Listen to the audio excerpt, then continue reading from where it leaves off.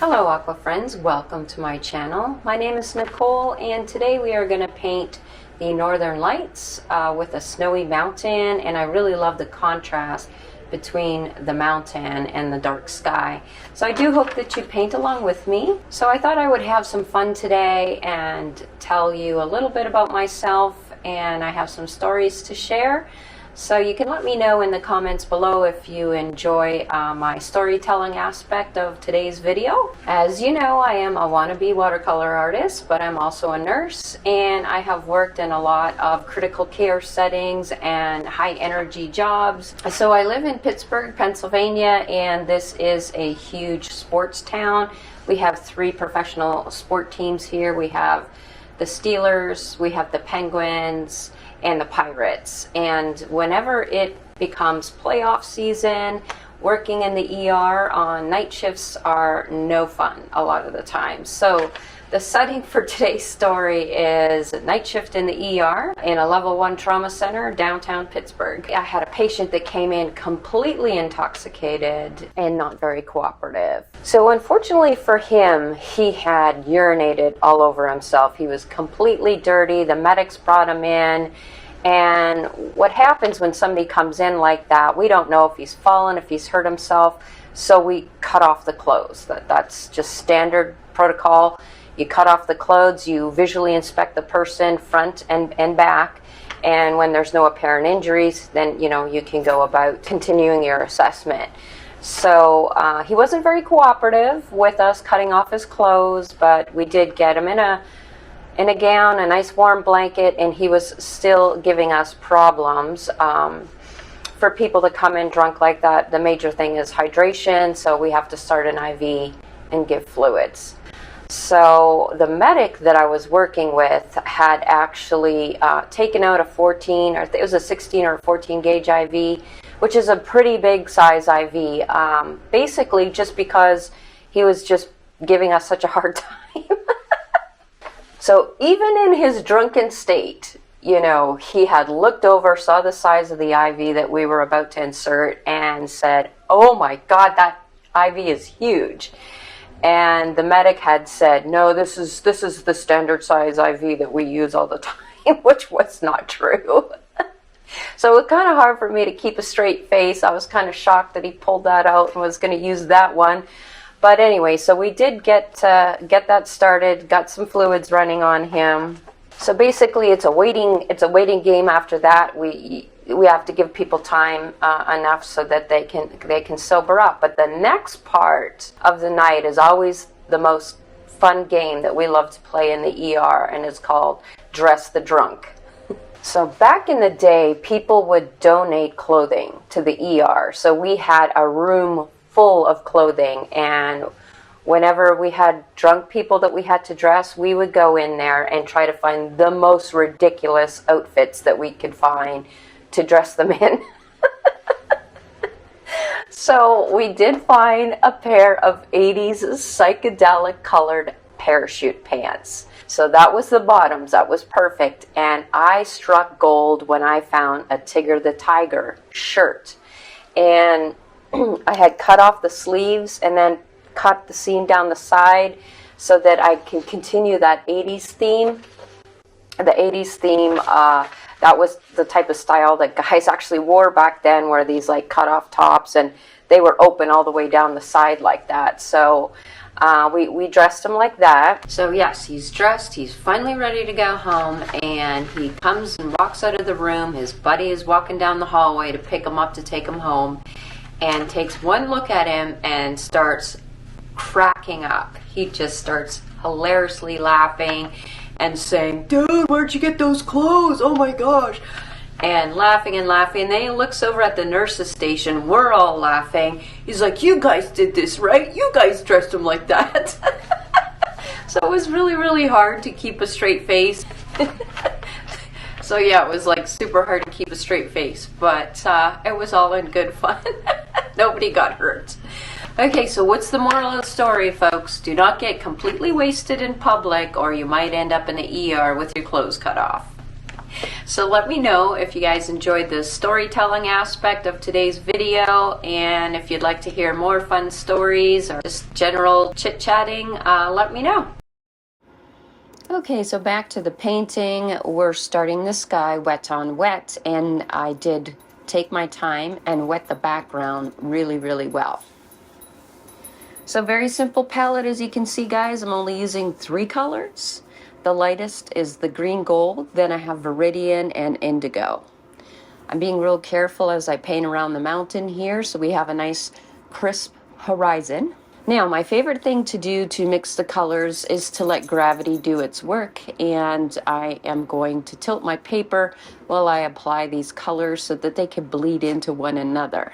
And you just want to watch what's happening on your paper and adjust the direction that things are bleeding into one another as you see fit.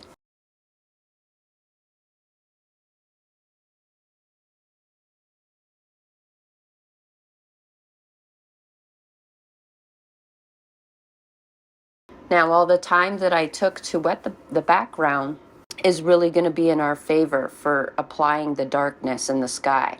And I am doing the strokes in the direction that I have these kind of tendril lines coming across.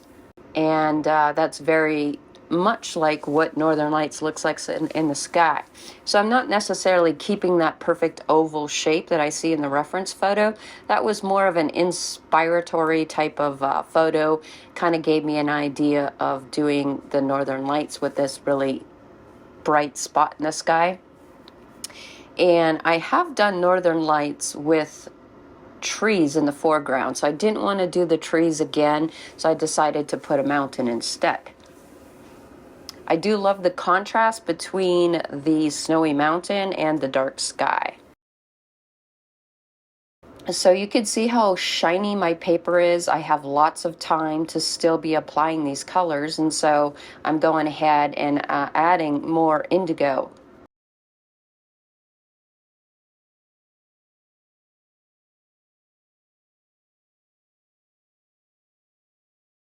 I really like the way that that is looking. I'm almost at the point where I'm going to be using my dry brush to just stroke through and soften the sky even more. Still a little bit more moisture that I am tilting my paper and getting those beautiful gradations of color happening all on their own.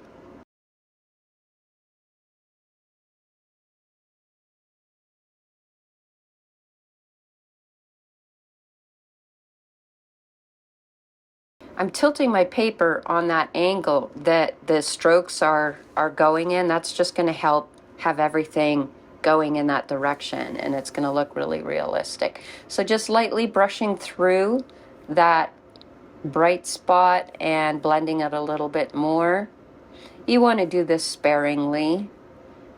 Also to let you know that when you do the fluffy brush technique in order to blend things, you will be drying your paper. You'll be hastening the drying process, so just to let you know that. So that is something that we do only at the very end when our paper is almost ready to be left alone and to dry completely.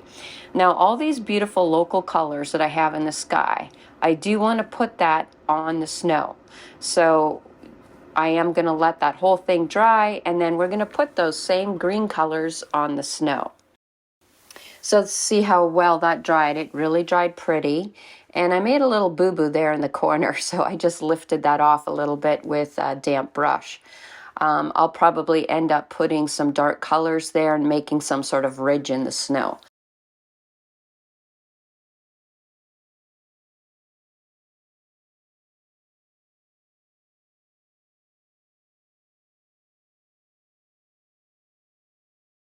So what we did to the background, we're going to do with the snow, and we're going to wet it really well. You can see that my paper is already buckling a little bit.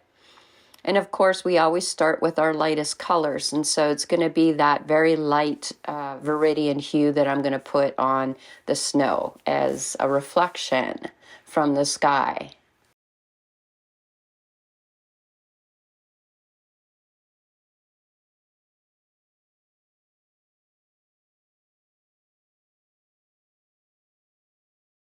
So I'm going to mix up a very light color of the green.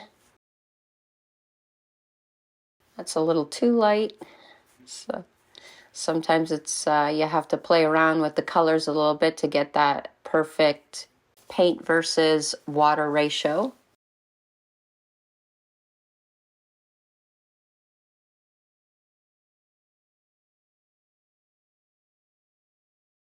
And I have way too much paint. So always have your handy paper towel and adjust accordingly like I'm doing. And now I'm liking that. So we're going to go ahead and put that reflection on the snow. You do want to leave some white spaces. You don't want to put it everywhere. It's going to help shape our mountain.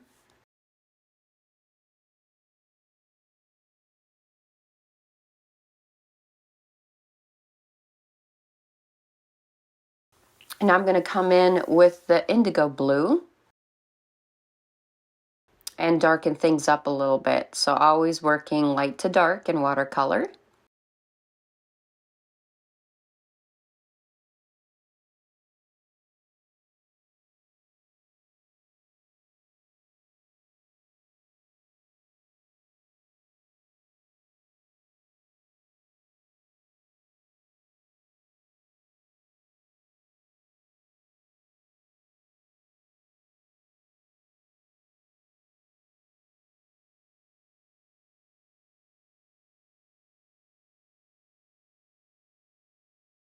And when you're happy with the shape that you have, you're going to have a more dry brush now, and we're going to go darker and put in some of the ridges, the rocks, and the textures for the mountain.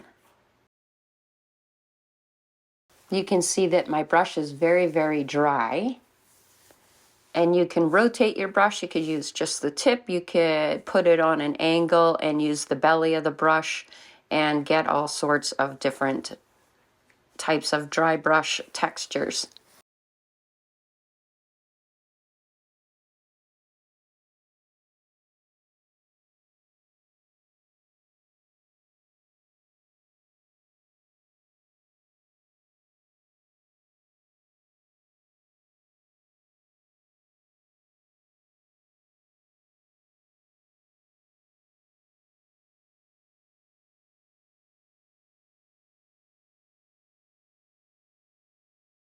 Building up those darker colors on that ridge.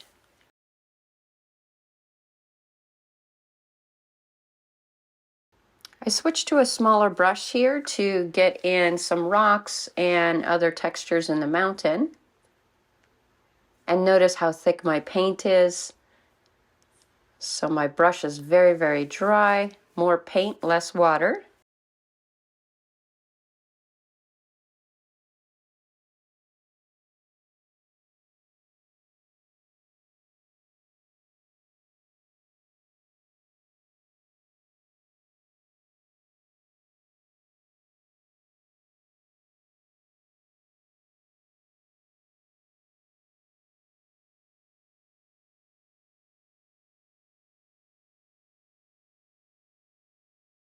And you're going to continue making these dry brush strokes until you're happy with the shape of your ridges, and if you have enough texture, you think it looks good. It's all in your imagination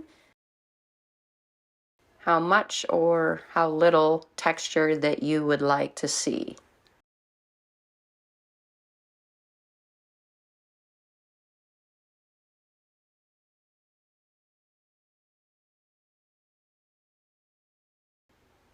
It would be even cute to have little footsteps and a figure at the very top of the mountain as a silhouette. All right, so once you're happy with that, you guys are done. You could remove the tape. You just created a masterpiece. Congratulations. I hope you enjoyed this tutorial. I'll see you guys next time.